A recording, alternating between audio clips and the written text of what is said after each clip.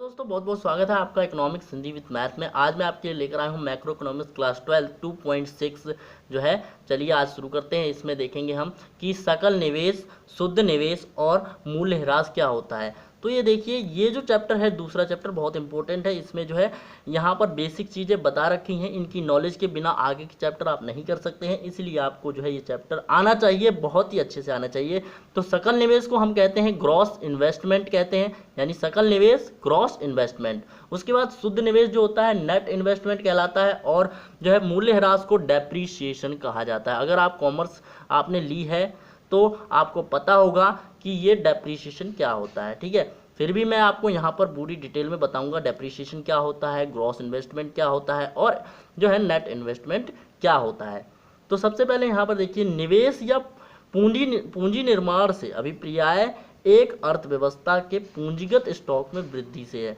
यानी निवेश का मतलब क्या होता है, सबसे पहले हमें क्या है, सकल तो हम समझ ही जाएंगे, लेकिन हमें उससे पहले निवेश का मतलब पता होना चाहिए। आपने देखा होगा, इन्वेस्टमेंट के बारे में सुना होगा कि इन्वेस्टमेंट करो पैसा मिलेगा।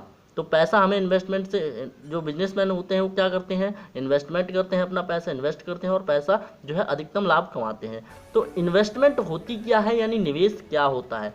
तो निवेश की परिभाषा है, निवेश क्या होता है, पूंजी निर्माण, या निवेश कह सकते हैं, या पूंजी निर्माण यानी पूंजी को बनाना से अभिप्राय है एक अर्थव्यवस्था के पूंजीगत स्टॉक में वृद्धि करना। एक अर्थव्यवस्था होती है, किसी भी देश की हो सकती है, किसी परिवार की हो सकती है।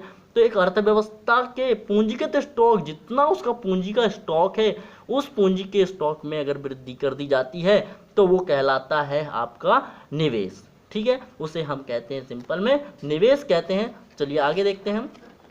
आपको निवेश समझ में आया। अब देखते हैं सकल निवेश क्या होता है। सकल निवेश के बारे में देखते हैं, सकल निवेश किसे कहते हैं। तो सकल निवेश समझ लेते हैं, यानी ग्रॉस इन्वेस्टमेंट क्या होती है। अर्थव्यवस्था के पूंजीगत स्टॉक में एक दी गई अवधि में की गई कुल वृद्धि को सकल निवेश कहते हैं। मतलब कहना चाह रहा है, एक सकल निवेश मतलब, सकल मतलब पूरा, सकल का मतलब होता है पूरा। जैसे बोलते हैं ना, सकल घरेलू निर्माण, सकल घरेलू पूंजी निर्माण, इस तरह से। तो ये सकल का मतलब होता है पूरा, यानी ग्रॉस यानी पूरा का पूरा, पूरा इन्वेस्टमेंट करना है। सकल निवेश एक अर्थव्यवस्था में क्या होता है, फिर अर्थव्यवस्था में, अर्थव्यवस्था का जो पूंजीगत स्टॉक होता है, एक अर्थव्यवस्था होती है उसमें एक पूंजी का स्टॉक होता है, यानी कोई अर्थव्यवस्था है उसमें जो है पूंजी यानी रखने के लिए एक स्टॉक बना रखा है। पूंजीगत स्टॉक में एक दी गई अवधि, एक समय के आधार पर जो है एक समय अवधि होती है, उसमें जो है कुल वृद्धि होती है, तो उसे सकल निवेश कहते हैं। मान लीजिए, यहाँ पर आपको मैं इसको बहुत बेहतर तरीके से समझाता हूँ कि मान लीजिए आपके पास क्या है, मान लीजिए ये क्या है, आपकी अर्थव्यवस्था है, ठीक है। इसे हम अर्थव्यवस्था मान लेते हैं, अर्थव्यवस्था। तो हमने क्या मान लिया, ये आपकी अर्थव्यवस्था मान ली मैंने, इसको मैंने अर्थव्यवस्था, यहाँ पर आपने क्या करा है, धन जोड़कर रखा है बहुत सारा। इस मान लीजिए कमरा है, ये अर्थव्यवस्था है, आपकी कमरा है, और इसमें क्या है, आपने धन बहुत सारा जोड़ के रखा है। तो आप क्या करेंगे, आपका एक साल में कितना है, एक साल में कुछ धन इकट्ठा हुआ, आप दूसरे साल में भी कुछ धन इकट्ठा करेंगे, ठीक है। तो अब ये क्या है, एक साल में आपके पास जितना धन था, दूसरे साल में भी आपने इकट्ठा किया। तो अब क्या हुआ, यहाँ पर जो धन है वो क्या होगा, उसकी मात्रा बढ़ जाएगी ना। जब उसकी मात्रा बढ़ जाएगी तो उसमें क्या हुई, वृद्धि हुई, यानी पूंजीगत स्टॉक बना रखा है, पूंजी का हमने एक स्टॉक बना रखा है, और इस पूंजीगत स्टॉक में वृद्धि हुई है, ये बढ़ गया है। कब बढ़ गया, एक समय के आधार पर बढ़ गया है, यानी समय के साथ जब पूंजीगत स्टॉक में वृद्धि होती है तो उसे हम क्या कहते हैं, सकल निवेश कहते हैं। और ये समय कैसा होता है, एक निश्चित अवधि हो सकती है, एक साल हो सकता है, ठीक है, एक साल की हो सकती है, 2 साल की हो सकती है, या 5 साल की हो सकती है, ठीक है। तो इस तरह से एक निश्चित समय होता है, जब निश्चित समय में एक पूंजीगत स्टॉक में वृद्धि होती है तो उसे सकल निवेश कहा जाता है। तो आई होप दोस्तों ये समझ में आ गया। आगे बढ़ते हैं। तो यहाँ पर देखते हैं, अब देखते हैं शुद्ध निवेश क्या होता है। शुद्ध निवेश क्या होता है, शुद्ध निवेश देखिए, निवेश तो आपको पता है कि पैसा इन्वेस्ट करना, ठीक है, पैसा इन्वेस्ट करना और उससे और ज़्यादा पैसा कमाना निवेश कहलाता है, ठीक है। अभी हमने परिभाषा भी इसकी देखी थी, निवेश क्या होता है। अब देखिए नेट इन्वेस्टमेंट, नेट का मतलब होता है शुद्ध, यानी नेट मतलब शुद्ध, इन्वेस्टमेंट मतलब निवेश, ठीक है। इनमें शुद्ध निवेश क्या होगा, एक दी गई अवधि में अर्थव्यवस्था के पूंजीगत स्टॉक में वास्तविक वृद्धि को शुद्ध निवेश कहते हैं।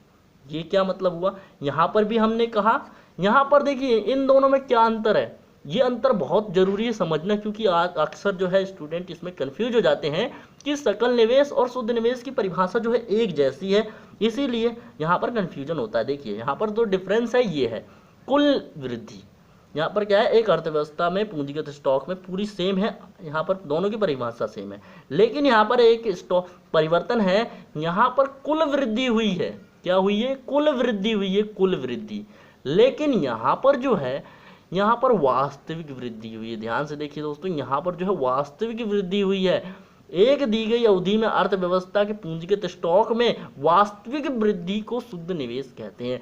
अगर वास्तविक वृद्धि होती है तो वो शुद्ध निवेश कहलाता है, और अगर सकल वृद्धि होती है मतलब कुल वृद्धि जितनी भी हो जाए, हमें नहीं पता कितनी हो गई, यहाँ पर हमने क्या है, धन इकट्ठा कर लिया एक साल में, हमें पता नहीं चला कि कितनी वृद्धि हो गई है, कितना बढ़ गया, यानी पूरी टोटल वृद्धि हो गई है, जितनी भी हो जाए वो सकल निवेश है। लेकिन वास्तविक वृद्धि वास्तव में कितनी हुई है वो वृद्धि है। अगर वास्तविकता में जो है वास्तव में कितनी वृद्धि हुई है पता है हमें, और वास्तव में हम जानते हैं, तो वास्तविक वृद्धि हुई है तो उसे शुद्ध निवेश कहते हैं। ठीक है, तो उसे शुद्ध निवेश कहा जाता है। अब देखते हैं आगे कि शुद्ध मूल्य यानी शुद्ध मूल्य कैसे निकलता है। सकल निवेश, जो सकल निवेश क्या होता है, मतलब पूरा निवेश कर दिया, जितना भी धन था आपने पूरा निवेश कर दिया यानी लगा दिया, उसके बाद मूल्यह्रास, उसमें से क्या होगा, आपका मूल्यह्रास समय है, उसमें से आपको मूल्यह्रास भी तो देना पड़ेगा। मान लीजिए सकल निवेश आप समझते हैं, यहाँ पर आपने एक मशीन खरीद ली, यहाँ पर क्या है, एक मशीन खरीद ली, ठीक है, तो यहाँ पर आपने एक मशीन खरीद ली, तो यहाँ पर आपने जब एक मशीन खरीदी तो आपने मान लीजिए 10,000 रुपये इस मशीन में लगा दिए। ठीक है, 10,000 रुपये इस मशीन में लगा दिए, तो आपने एक मशीन खरीदी भाई, आपने निवेश कर दिया। ठीक है, आपको ये मशीन उत्पादन करेगी और इससे आपको रिटर्न मिलेगा, पैसा मिलेगा, उत्पाद बेचेगी यानी पैसा आपको मिलेगा। ठीक है, लेकिन आप सोचिए जरा, ये मशीन 1 साल 2 साल या 3 साल के बाद क्या होगी, मशीन में रिपेयर का खर्चा आएगा, ख़राब होने लगेगी, इसके जो है पुर्जे ढीले हो जाएंगे, तो इससे ये क्या होता है, आपका मशीन में जो कमी आ गई है समय के साथ आती है, तो कमी आ गई ना, तो इसमें कुछ खर्चा हो जाएगा, उसे कहेंगे डेप्रीसिएशन।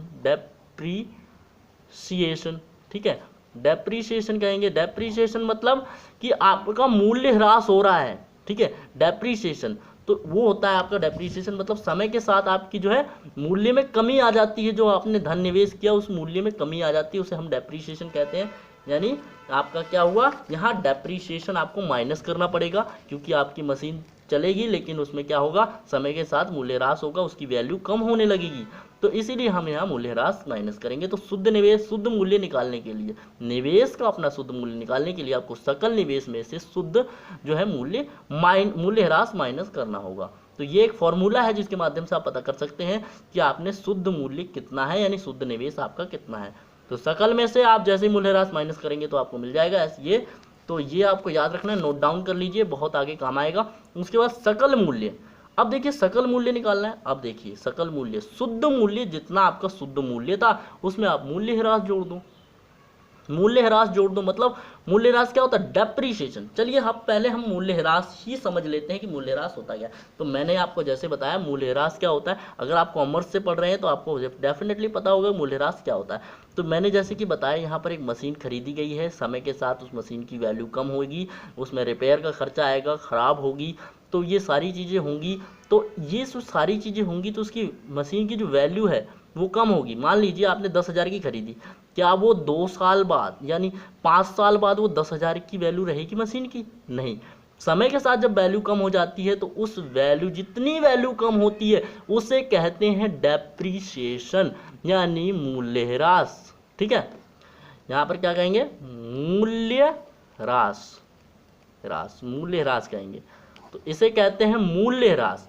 जितनी वैल्यू कम होती है उसे मूल्यह्रास कहते हैं। आई होप दोस्तों यहाँ पर मूल्यह्रास आपको समझ में आ गया, यानी डेप्रीसिएशन कहते हैं। तो आगे देखते हैं हम कि सकल में देखिए शुद्ध मूल्य था, यानी शुद्ध मूल्य में अगर आप मूल्यह्रास जोड़ देंगे तो आपको सकल मूल्य मिल जाएगा वस्तु का। ठीक है, तो अब देखते हैं आगे यहाँ पर मूल्य ह्रास के कारण है, यानी मूल्य ह्रास के कारण क्या होते हैं, किस कारण से जो है मूल्य ह्रास हो सकता है, इसके क्या क्या कारण है ये समझ लेते हैं। तो मूल्य ह्रास के जो कारण होते हैं मुख्यतः 3 कारण होते हैं। पहला कारण है सामान्य टूट फूट, जैसे कि आपने एक मशीन खरीदी, उसमें थोड़ी बहुत टूट फूट आ गई तो वो सामान्य टूट फूट है। उसके बाद समय का बीतना, समय के साथ जो है किसी भी चीज़ की वैल्यू कम हो जाती है, उसकी कीमत कम हो जाती है, गिर जाती है, तो वो समय के साथ जो है यहाँ पर डेप्रिसिएशन होता है। पर अप्रत्याशित अप्रचलन, मान लीजिए कि फैशन चला हुआ है कपड़ों का, ठीक है, मान लीजिए फैशन चला हुआ कपड़ों का और कपड़े बना रही है कंपनी, तो कपड़े क्या करेगी, जो डेप्रिसिएशन कैसे होगा, कपड़ों का फैशन है, मान लीजिए आप जूतों का फैशन है, अब मान लीजिए यहाँ पर लोग जो है जूते पहनना पसंद करते हैं, ठीक है। अब एक ट्रेंड चला हुआ है, ब्लैक कलर के जूतों का ट्रेंड चल गया, ब्लैक कलर के बहुत बिक रहे हैं। अब मान लीजिए अचानक से वो ट्रेंड खत्म हो जाता है, ठीक है, अचानक से खत्म हो जाता है, लेकिन अचानक से जब खत्म हो जाएगा तो ये ब्लैक जूते तो बिकना बंद हो जाएंगे, इनकी संख्या कम हो जाएगी। तो यहाँ पर जो है लोगों को जो है लोगों की पसंद में परिवर्तन से, यानी प्रत्याशित अप्रचलन से, यानी जो प्रचलित थी ये जूते काले वो अप्रचलित हो गए, यानी मार्केट में इनकी जो है वैल्यू कम हो गई है, लोग पहनना बंद कर दिया है लोगों ने, तो इससे क्या होगा, उनकी वैल्यू कम होगी और इसमें डेप्रीशिएशन हो जाएगा। तो इस कारण से इनकी वैल्यू कम हो जाएगी, यानी किसी भी कारण से हो, इन 3 कारणों से, कि सामान्य टूट फूट से, समय के बीतने से, यानी प्रत्याशित अप्रचलन से, इन तीनों कारणों से अगर किसी चीज़ की वैल्यू कम होती है तो उसे मूल्य ह्रास कहते हैं, ठीक है। यहाँ पर आगे देखते हैं कि मूल्य ह्रास और पूंजीगत हानि में क्या अंतर होता है। अब ये बहुत ही इंपॉर्टेंट क्वेश्चन है, ये आ सकता है एग्जाम में, तो आप देखिए समझ लेते हैं इसको भी। मूल्य ह्रास और पूंजीगत हानि में क्या अंतर होता है, मूल्य ह्रास समझते हैं और पूंजीगत हानि। तो चलिए देखते हैं, मूल्य यानी मूल्य में गिरावट टूट फूट से आती है, जब मूल्य में गिरावट टूट फूट से आती है तो उसे हम मूल्य ह्रास कहते हैं। लेकिन मूल्य में गिरावट अप्रत्याशित अप्रचलन से आती है, यानी जो है अप्रचलित हो गया, तो उसे हम पूंजीगत हानि भी कहते हैं। पूंजीगत हानि क्या होती है, एक लंबी हानि होती है, ज़्यादा हानि करती है, ठीक है। आगे हम देखते हैं इसको, पुनर्वासन का प्रावधान है, यानी पुनर्वासन का मतलब होता है ये जो है एक बार नहीं होता, ये लगातार चलता रहता है। यानी आपका 1 साल हुआ है, 1 साल हुआ, कुछ हुआ, फिर अगले साल भी होगा, अगले साल भी होगा, तो इस तरह से इनकी चेन बनी होती है, मतलब ये लगातार चलता रहता है, रुकने वाला नहीं है, इसका निरंतर चलता रहता है, पुनर्वासन होता है।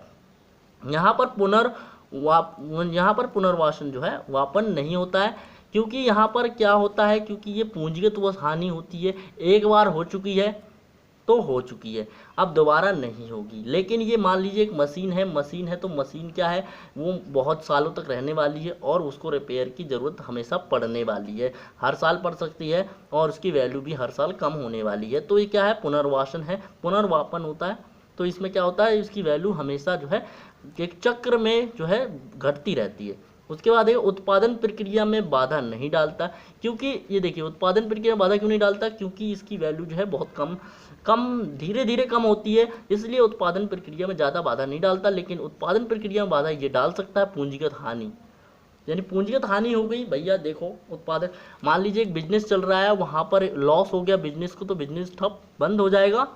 क्यों, अगर उसके पास इतनी मतलब धन नहीं होगा, इतना जो है उसकी एबिलिटी नहीं होगी, तो वो बिजनेस बंद हो जाएगा अगर उसके पास ज़्यादा धन नहीं होगा। तो इस तरह से क्या है, पूंजीगत हानि क्या है, बंद कर सकती है बिजनेस के, यानी उत्पादन प्रक्रिया में बाधा ला सकती है।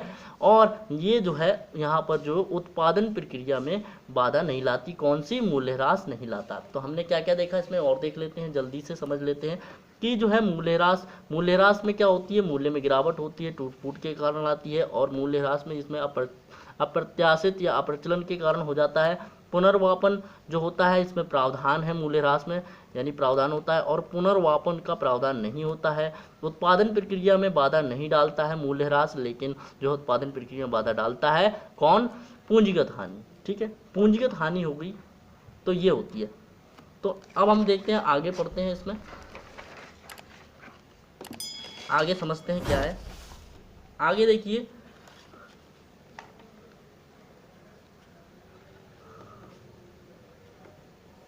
हाँ तो दोस्तों बताइए ये वीडियो आपको कैसी लगी, अगर अच्छी लगी तो लाइक करें, और साथ ही अगर हमारे चैनल पर पहली बार आप इस वीडियो को देख रहे हैं तो साथ ही सब्सक्राइब करें और साथ ही बेल आइकन को दबा लें, ताकि आपको जो है आने वाली ऐसी वीडियो समय पर मिलती रहे। तो चलिए फिर मिलते हैं एक नई वीडियो में आगे अगले टॉपिक के साथ।